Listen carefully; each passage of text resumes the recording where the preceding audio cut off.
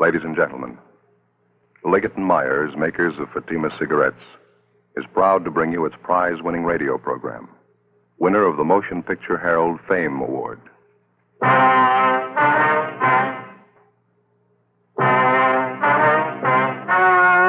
story you are about to hear is true. Only the names have been changed to protect the innocent. Fatima Cigarettes, best of all long cigarettes, brings you Dragnet.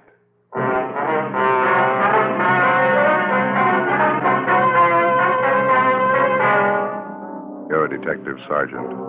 You're assigned to homicide detail. 12 men drop completely from sight over a short period of time. There's evidence of foul play. 4 months pass. You finally locate the leading suspect in the case. Your job? Pick him up. You'll be amazed when you compare Fatima with other long cigarettes. You'll find they now cost the same. But in Fatima, the difference is quality. You see, Fatima is the quality king-size cigarette because it contains the finest Turkish and domestic tobaccos superbly blended. And Fatima is extra mild, with a much different, much better flavor and aroma than any other long cigarette. So compare Fatima yourself. Fatimas now cost the same as other long cigarettes, but your first puff will tell you... Ah, that's different. Yes, in Fatima, the difference is quality. Ask your dealer for Fatima, the quality king-size cigarette. Best of all long cigarettes. Start enjoying Fatima tomorrow.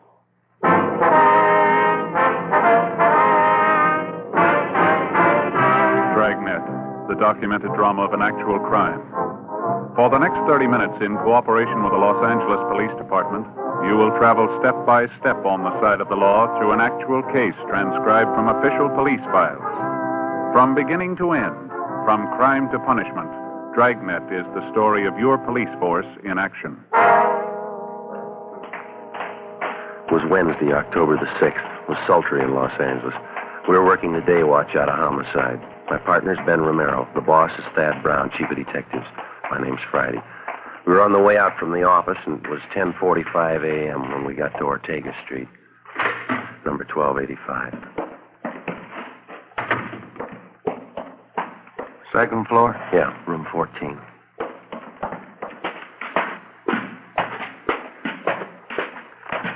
They all smell the same, don't they? What's that? Room and housing. Oh, yeah. No, these are the odd numbers here. Must be down that way, huh?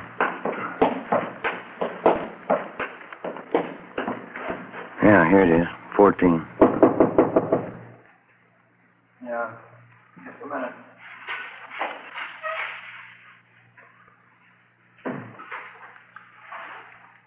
Taking his time. Try it again, huh?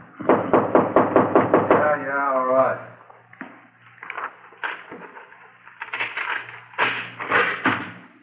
Yeah? Police officers. Your name Henry Ross? Get out of here. Get out of here. All right, come on.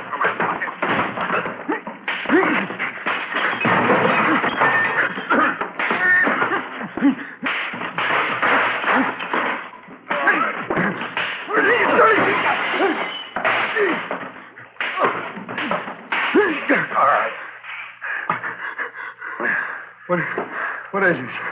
What do you want? Ben? Yeah. I got him. What is this? You guys really cops? All right, come on, get up. No fooling. No fooling. You really cops?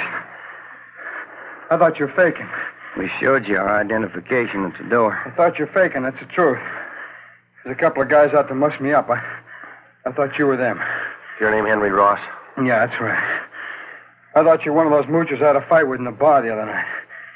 Said he's going to get a pal and come back in and take care of me. Yeah? Yeah. I ain't got no reason to fight with cops. I didn't do my room any good. Landlady's sure going to scream. All right, come on. You want to finish up dressing? I want to talk to you downtown. What's it about, officer? Missing person. We'll brief you when we get downtown. Well, it's all right with me. Could you take these handcuffs off, please? It's kind of hard dressing with them. All you have to do is put your shoes on. You can make out. All right. I don't know why you had to slap handcuffs on me. I didn't know you were cops. You mind if we check through your things, Rolf? Huh? Why? You mind? Oh, go ahead if you want. I got a night. You know, if you'd spoke up at the door, there wouldn't have been a fight. I thought you were that mooch in a bar and his friend. I thought you were looking for trouble. You about ready to go? Yeah, I'd like to brush my teeth, though, if you don't mind. I got a real mouthful of cotton this morning. All right, where do you keep your toothbrush? It's over here. I'll get it. No, I'll get it. Never mind. Get here? Yeah, first shelf. It's in the glass. Yeah, I Don't got you it. trust me? Here you go. Want some toothpaste? Yeah. All right. There you are. Turn on the water tap, huh? Hey. Nothing, Joe. It's pretty clean. Of course I'm clean. What do you expect? Anybody could have made the mistake. I didn't know you were cops. Henry Ellsworth Ross. Is that your full name? Yeah, that's right. I hardly ever use the Ellsworth, though. It's a real lousy name, huh? Well, what's the fetch on all this, officer? We told you, missing person. Want to talk to you about it. I don't think I can help you. Nobody I know is missing. How about Paul Davis? Davis? Yeah, I know Davis. I don't know if his name is Paul, though. Been gone a long time, huh, Miss Davis? Yeah, that's right. Something wrong, you think? We figure murder. After going over his room thoroughly, we took Henry Ellsworth Ross back to the city hall to the interrogation room. He was a slightly built man, dark hair, brown eyes, swarthy complexion. He was a longshoreman by trade. Among his friends and acquaintances, he was known as a heavy drinker and a man with a violent temper. Ben and I questioned him for a half an hour and got nowhere. He sat across the table, relaxed, scraping at a thick callus on his hand with his fingernail. I'll tell you the truth. I just don't know what you're getting at. I think I know a guy named Davis, and that's about as far as it goes. Sure that's all you got to tell us? Of course I'm sure. Now, look, I got a right to call a lawyer if you're going to sit there and throw a lot of charges at me. We're not throwing charges at you, Henry. We've got a missing persons case. We'd like to have you cooperate. That's about it. Well, maybe I'd like to, but I can't. Paul Davis is just a name to me. Maybe I know him. I don't know. You got that report there, Ben? Yeah, just a minute. Here you go. Thanks. Well, here's the way it goes, Henry. Yeah? According to his wife, Paul Davis left Los Angeles by auto a little over 4 months ago. He was driving up to Oakdale, California to take a job with a dairy company up there. He never got there. He's been missing ever since. So? What's the pitch? All we've been able to find is Davis's car, the 36 Ford Coupe, 7 Tom 792. It was sold a month ago up in Lodi, California. But Davis didn't sell it. A man by the name of Carter signed the pink slip at the time of the sale. Henry Carter. Sorry. Don't mean anything to me. Well, this Carter made it look like Paul Davis had signed the Ford over to him. We checked it out. Davis's signature was forged. That's so? It's supposed to have something to do with me? Did you ever use the name Henry Carter? Of course not. Ross. That's the only name I go by. Never had your name changed? No. Never used an alias? I told you, no. I wonder if you'd mind taking a look at this. Here you go, this here. What's this got to do with me? The pink slip to Paul Davis' car. Hmm. See these signatures on the back here? Transfer of ownership. You recognize either one of them? Paul Davis. Henry H. Carter. No. Doesn't mean anything to me. Is it supposed to? It should, yeah. Why? The signatures are both in your handwriting. How about it, Henry? About what? I don't even know what you're talking about. You're trying to give me the treatment? What's this all about? We're trying to locate Paul Davis. I'm not even sure I know the guy. I think you better level, Henry. Our handwriting man checked both the signatures. It's your writing. Well, then maybe you better get a new handwriting man. I never saw that slip. I never wrote those signatures. Anybody can copy handwriting. Well, I've got something else for you, Ross. I'd like to have you check it over, see if you can identify it. What is it? It's a letter. Want to take a look here? That mean anything to you? No, nothing. I hope you're not going to tell me this is my handwriting. That's what the report said. Oh, it's crazy. I never wrote like that in my life. All the writing characteristics match up, same as the signatures on the pink slip. All right, maybe they are the same. I didn't write either one. I never wrote like that in my life. Here, let me show you how I No, write. that's all right, Henry. Ben, you want to pull the package tomorrow night? Yeah, okay. I don't savvy one bit of this, Sergeant. How about laying it out for me? You can see the name at the bottom of the letter. It's signed Henry Carter, same as the pink slip. Well, that doesn't mean anything to me. Well, this letter was sent to the wife of Paul Davis about 9 weeks ago, and it says here that Davis supposedly was too busy to write his wife, so he had this Henry Carter send a letter. He also writes in here that Davis sold his car to Carter. Somebody trying to cover up, huh? Yeah, we think so. We think it's Henry Carter. This Davis guy, he's been gone about 4 months? That's right. Well, you said you thought Davis was murdered. How come? Just an idea. Oh. 8 men had disappeared from around here in the last 14 months, just like Davis. 6 more up in the San Joaquin Valley the same way. They took off alone on auto trips, never seen again. Not a trace. Pretty funny. Here you go, Joe. Thank you. You've got your record here, Henry, from Baton Rouge. Sent to Sheriff Clemens for it. Huh? Look, do we have to drag all out again? It's past. Just one thing we had to check, Henry. You told us that you never use an alias, is that right? All right, I have. I didn't know what you're getting at. I didn't figure there's any use dragging out dirty laundry again. I asked you if you ever used the name Henry Carter. Okay, I've used it. It's a common name. There's a lot of Henry Carters around. We only know one who fits your description. I'm clean. You know that. Want to smoke, Henry? No. Joe? Yeah, thanks. Well, let me have one, will you? Sure. Here you go. Thanks. You got a match here.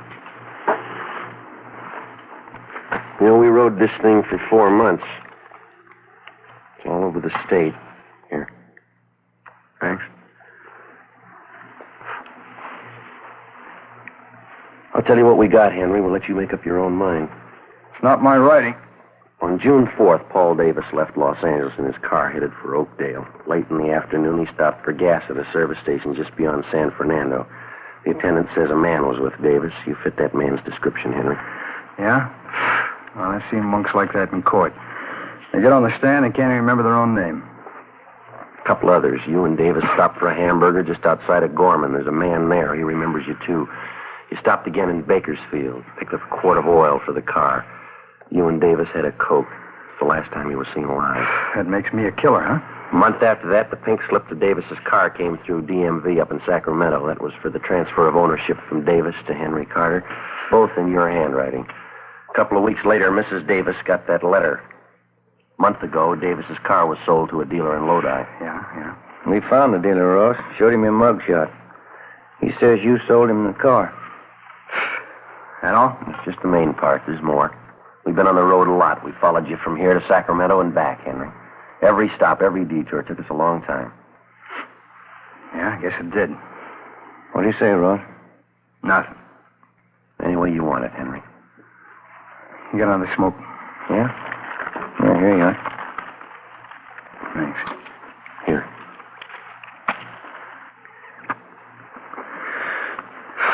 Yeah. I guess you worked hard on it, huh? All over the state.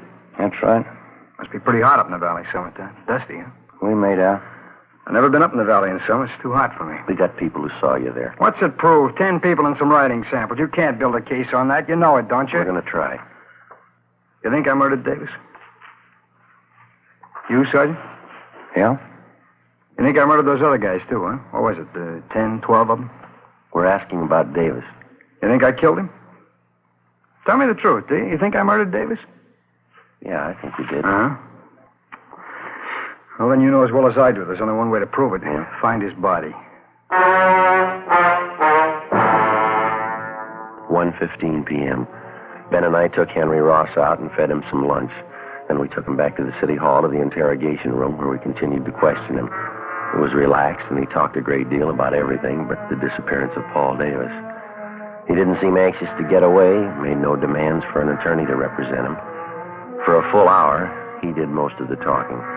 He told us about the different homicide cases he'd read up on. He asked us about the 12 men who'd disappeared in the past months in the same manner Paul Davis had.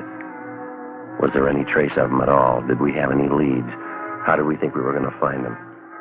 Well, we finally got around to asking him if he'd submit to a lie detector test.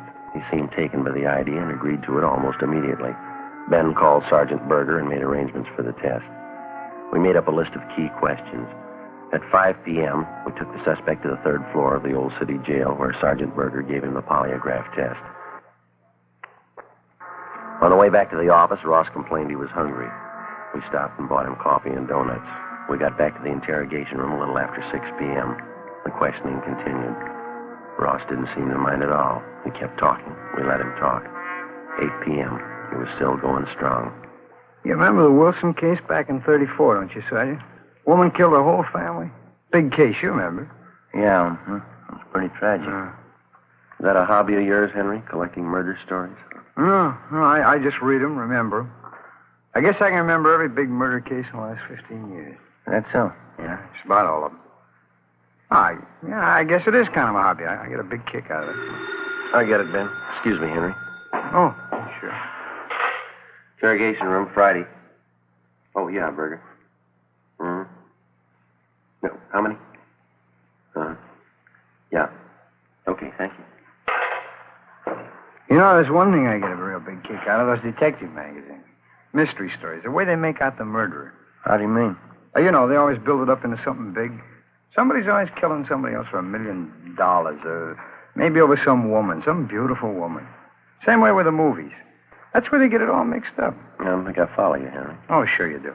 Every time some guy writes a murder story, he's got to build up a big reason for the killing. A lot of money, beautiful woman, revenge maybe. Always got to be a big reason. Motive, that's what they say. Yeah, well, it generally works out that way, doesn't it? Why? I bet you there's a 1,000 murder cases in your files without any reason at all. Some people kill, that's all. I've heard about lots of them. They just want to kill, and they go ahead and do it. Maybe for a few bucks, maybe for nothing. They just do it, that's all. That's so. Sure, you know that. Like this thing you've been talking about. 10, 12 guys disappear. They got a few bucks, maybe they got nothing. Somebody plows them under, and that's all. No big reason. They just do it. So 12 guys are gone. It doesn't mean anything. That's how you got it figured, huh, Henry? Huh? The phone call a minute ago there was a man who gave you the lie detector test. Oh, that right? How'd it go? He just finished going over your graph. He got 16 positive reactions. Yeah, what's that mean? You lied, Henry, 16 times. That right. You better tell him to get a new machine. I lied all the way through. Mind telling us why? No, I don't mind. I guess I knew you'd find out. Let's go get something to eat first, though. I'm hungry. Well, we better talk a little more, Henry. Oh, let's go. I'll tell you why we're eating. Bring a pencil with you. I'll draw you a map. Map of what? The canyon, where I buried it.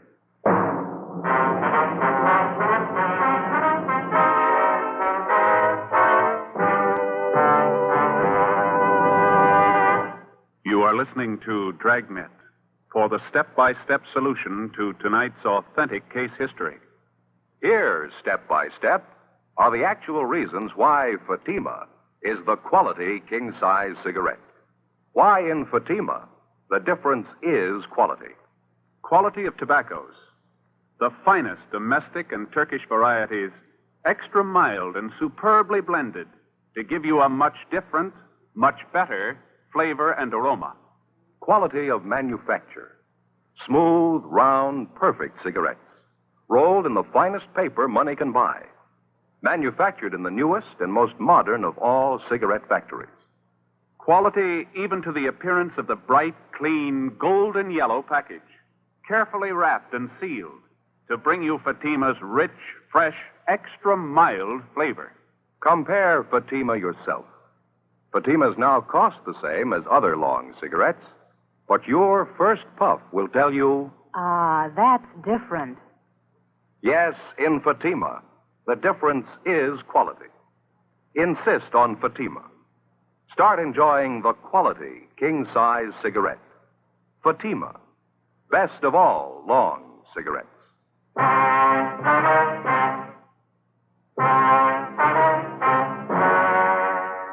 Wednesday, 9:55 p.m. Ben and I took Henry Ross across the street, bought him a Coke at Mac's place, then we took him next door to the Melbourne cafeteria. It was almost closing time. Ross got himself a cottage cheese and pineapple salad, bacon and liver with onions, rye bread, banana pie, and coffee. Ben had a hot beef sandwich, mashed potatoes, and coffee. I had the same. At the back of the cafeteria, one of the busboys was mopping the tile floor. It was a strong smell of disinfectant.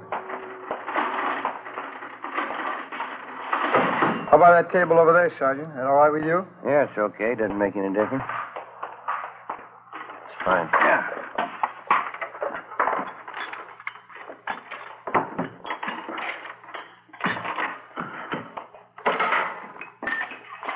Oh, you want some water? Yeah. Henry? Yeah, please. All right, I'll get some. Oh, boy, living onions. It sure smells great, huh? Yeah. I can't take those onions so well. They repeat on me. Not me. I can eat anything. Salt and pepper? Yeah, thanks.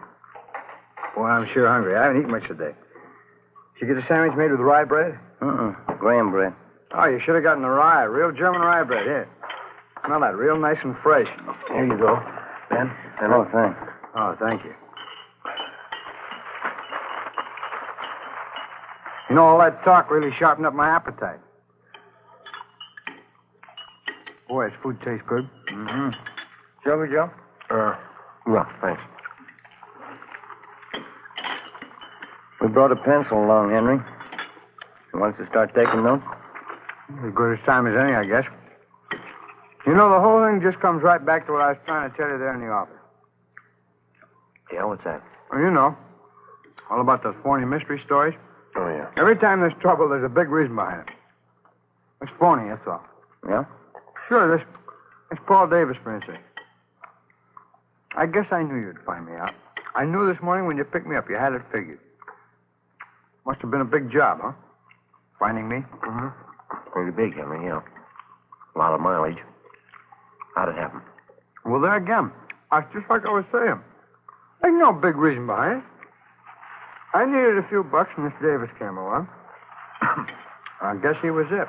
Hey, pass me a ketchup, will you? Oh, yeah. Here you I'll are. get the lid off there. There you go. Thanks.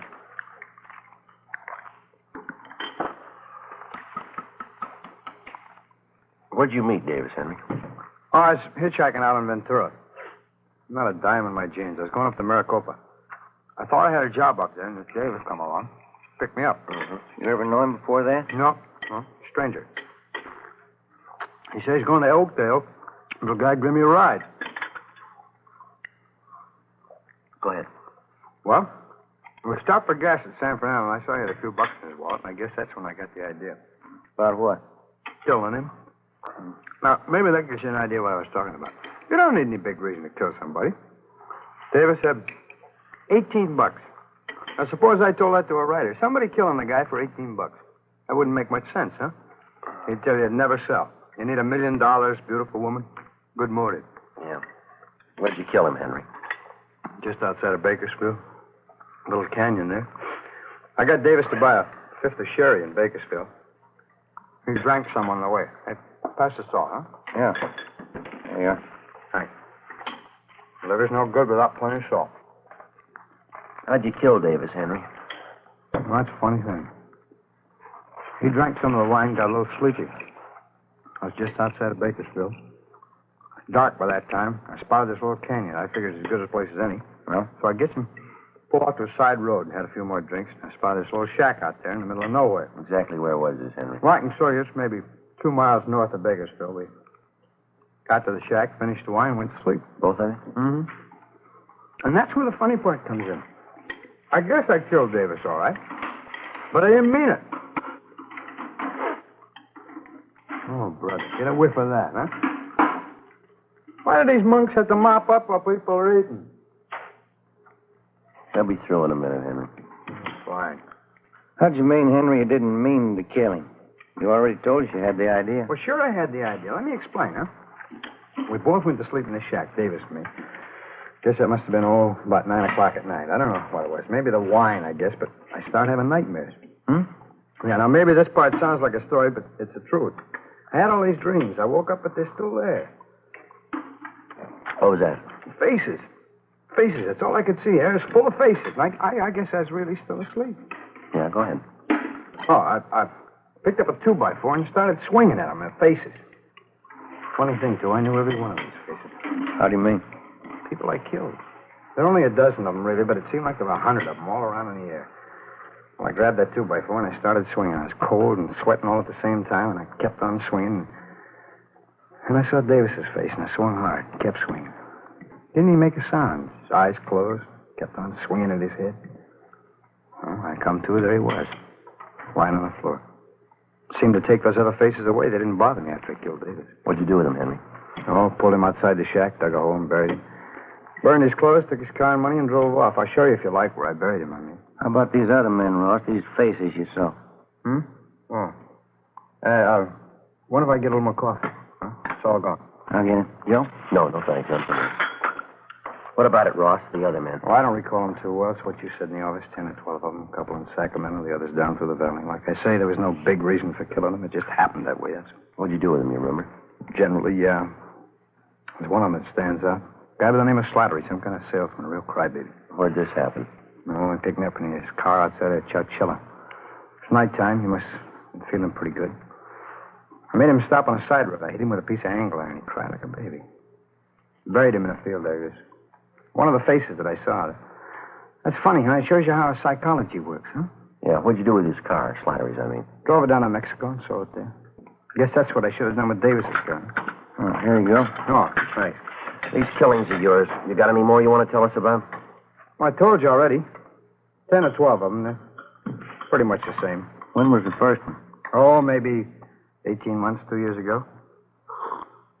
The first one wasn't any harder than the last. It's just like I was telling you before. Yeah. Everybody builds up murder. It's supposed to be a big thing, hard to do, all those phony stories. I'd just hit a guy a couple of times or something, that'd be it. A real small thing. Didn't change me any. That's why I say it's all built up. You ever been treated for any mental sickness, Ross? No, why? You ever been examined by a psychiatrist? No. After you killed these men, did it bother you at all? I just had one dream. Time I was with Davis. That's about it. Sure, good meal, Sergeant. Thanks. Yeah, okay. You ready, Ben? Let's go. All right. We go back upstairs, huh? Yeah. You want to give us a statement? All right. I had an idea you'd find me. I guess I always knew that you'd find me. Well, let's go, Henry. Guess I proved my point anyway, huh? It's all built up. Huh? Murder. Killing somebody. Those phony stories. It's all built up. It's cheap. No, you got it wrong, Henry. Huh? Wait till they read you the bill. The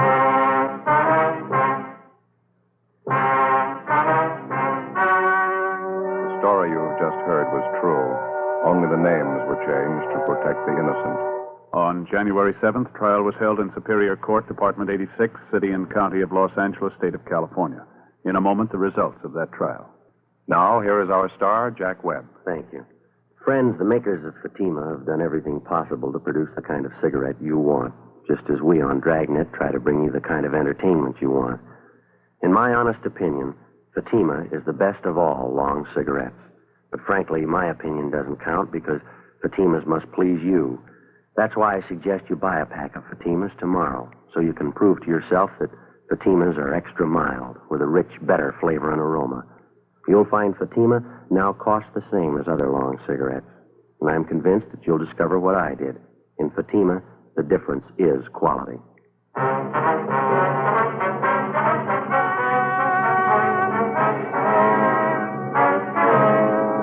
Henry Ellsworth Ross was tried and found guilty on 2 counts of murder in the first degree and received the death sentence. While he indicated that he had murdered the other 10 men, he refused to give any further information regarding the killings or what he had done with the bodies. Ross was executed in the lethal gas chamber at the State Penitentiary, San Quentin, California.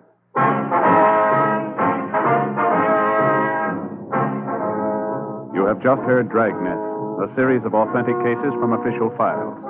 Technical advice comes from the Office of Chief of Police W.H. Parker, Los Angeles Police Department. Fatima Cigarettes, best of all long cigarettes, has brought you Dragnet portions transcribed from Los Angeles.